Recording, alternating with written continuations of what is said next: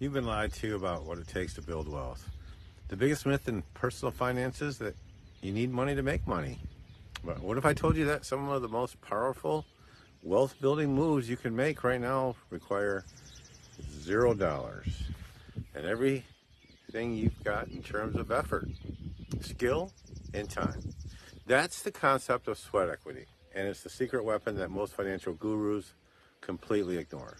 Sweat equity is exactly what it sounds like. It's the value you create through your own labor and effort instead of through capital.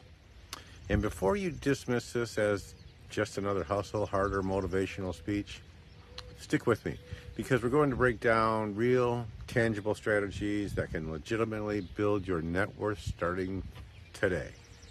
Let's start with the most obvious application that most people sleep on: your home. If you own a home and you're thinking about buying one, sweat equity in the real estate is one of the most tax-advantaged wealth builders available to ordinary people. Here's how it works.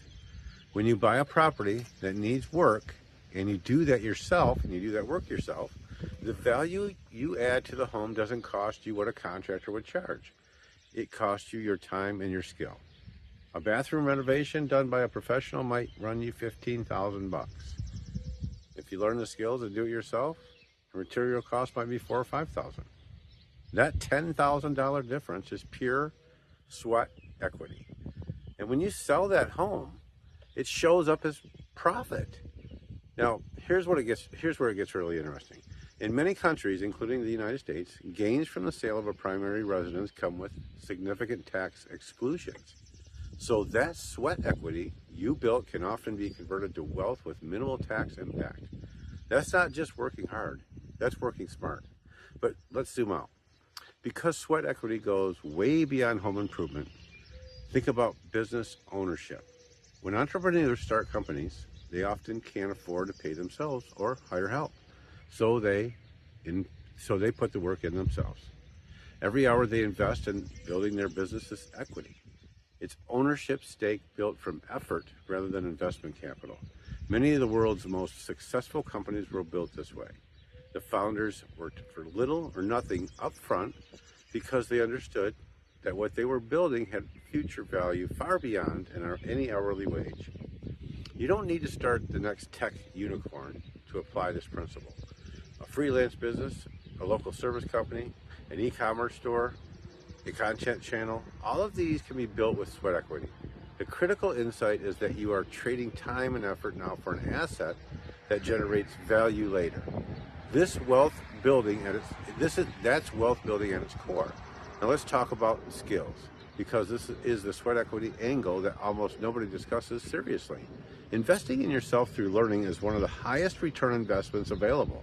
When you spend evenings and weekends mastering a skill like coding, copywriting, video editing, plumbing, electrical work, or welding, you are building human capital. Human capital is your earning potential, and it directly determines your wealth trajectory. Think about the compounding effect here.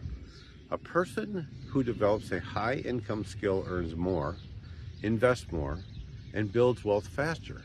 The sweat equity you pour into learning today creates a dividend that pays out for decades. And unlike market investments, no one can take your skills away from you. Here's the tension we're sitting with for a moment. Sweat equity has a shadow side. You can work incredibly hard and still go nowhere if you're not working on the right things. Effort without strategy is just exhaustion. This is why choosing where to apply your sweat equity matters enormously. The best targets are assets that appreciate over time, skills that command premium rates in the marketplace, and businesses with potential to generate income beyond your direct labor. Okay, let's get specific about how to start.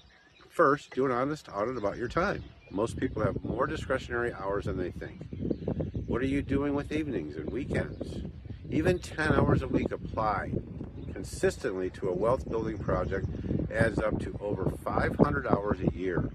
That's enough to learn a valuable skill, launch a side business, or significantly improve a property.